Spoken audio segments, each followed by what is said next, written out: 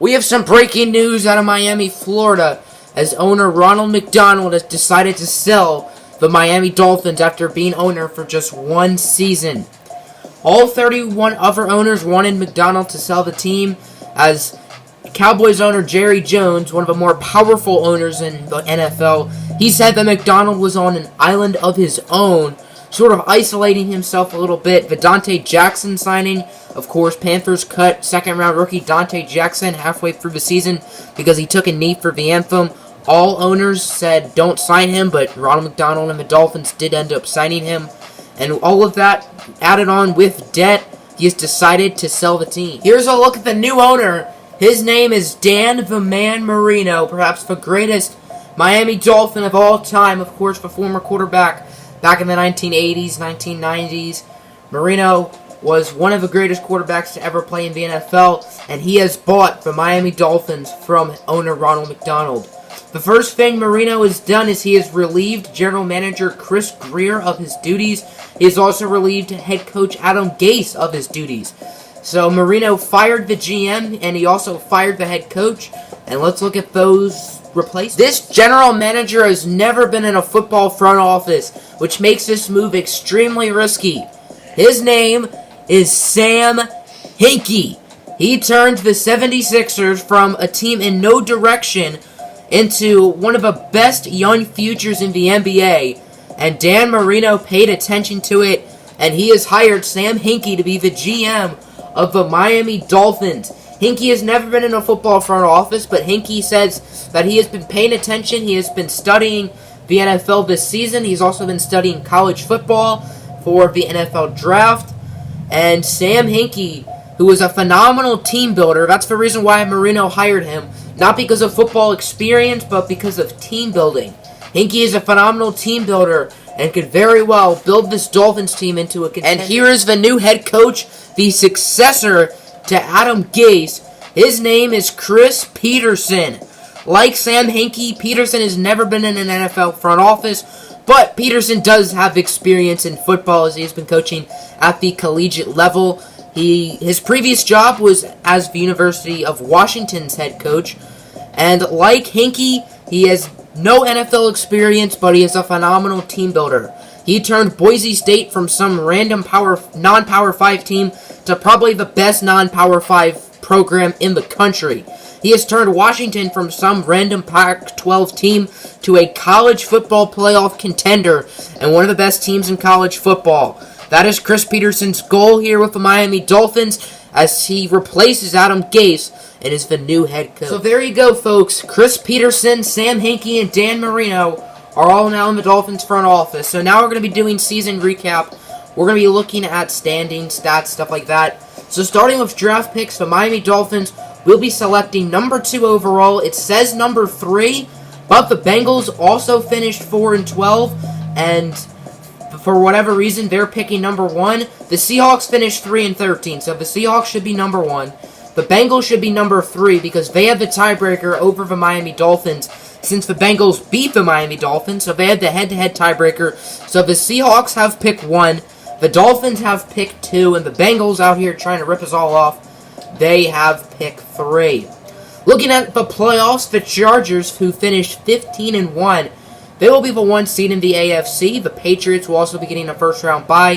Steelers and Jaguars each won their divisions. And the Chiefs and Ravens also made it as wild cards. The Browns were very close to making the playoffs as a wild card. In the NFC, the Philadelphia Eagles are the number 1 seed at an 11-5 record. And joining them with a first-round bye is the Detroit Lions. Imagine that. I am salty. Go Lions. The Saints and 49ers also each won their respective divisions, and the Green Bay Packers and Washington Redskins are all wild cards. So those are the 12 teams in the playoffs this year. Hopefully that happens in real life. Probably not. So looking at the Miami Dolphins stats, Jacoby Brissett, his development actually dropped from quick to normal. A lot of development traits dropped. 12 touchdowns. That actually should be 13 touchdowns. It didn't save one of them. Almost 3,000 yards. He was okay replacing Ryan Tannehill. Running the ball, Kenyon Drake, he wasn't too special.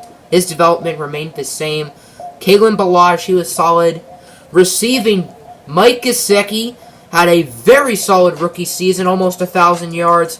A little salty that development is still quick, but still a very talented player.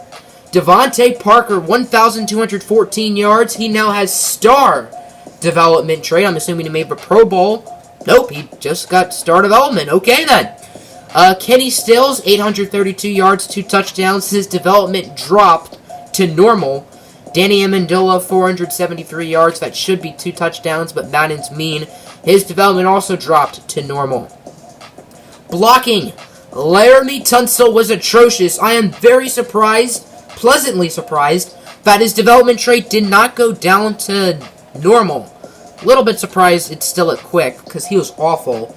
Jawan James, alright. Overall, the offensive line was not good.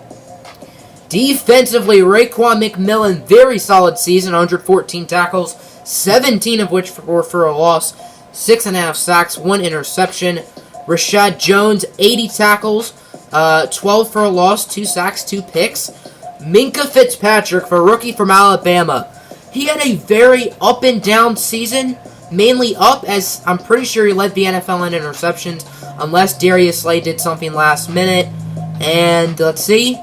Okay, so Darius Slay and Minkah Fitzpatrick tied for the lead in interceptions with 7. But Minkah Fitzpatrick missed way too many tackles, but he is a rookie, so obviously you expect that. Willie Hayes was solid, whoop-de-doo. Kicking, Jason Sanders was not great.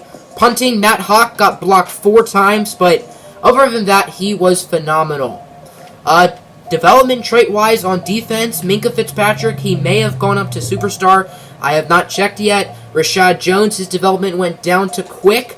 And Cameron Wake with the shake and bake, his development also went down to quick. So let's take a look at the awards, starting with the MVP, and that is going to be Phillip Rivers of the 15-1 Los Angeles Chargers.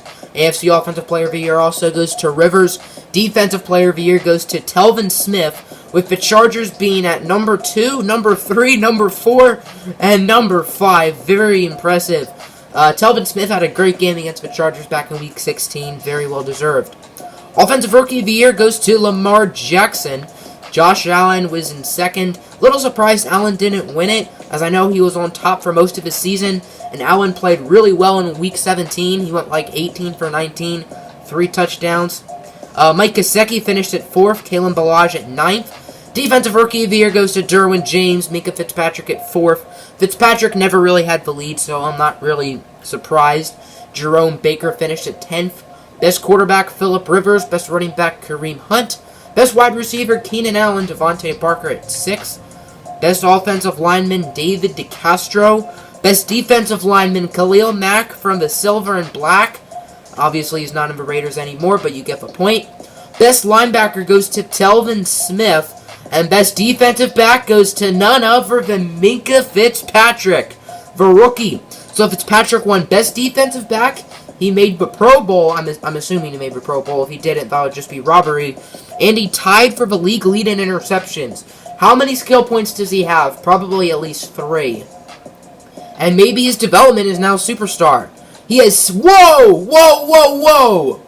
Minkah has 6 skill points.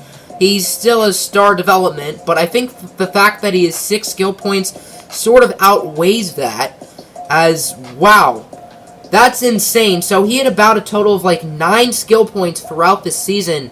Actually, he had 8. He went from an 81 to an 89, since we're going to put them all in zone. Raekwon McMillan finished with 2, that's cool. Nothing with the corners. So that'll do it. Off-season stream, I believe I probably have an official time in the comment section. So yeah, I'm out. Peace.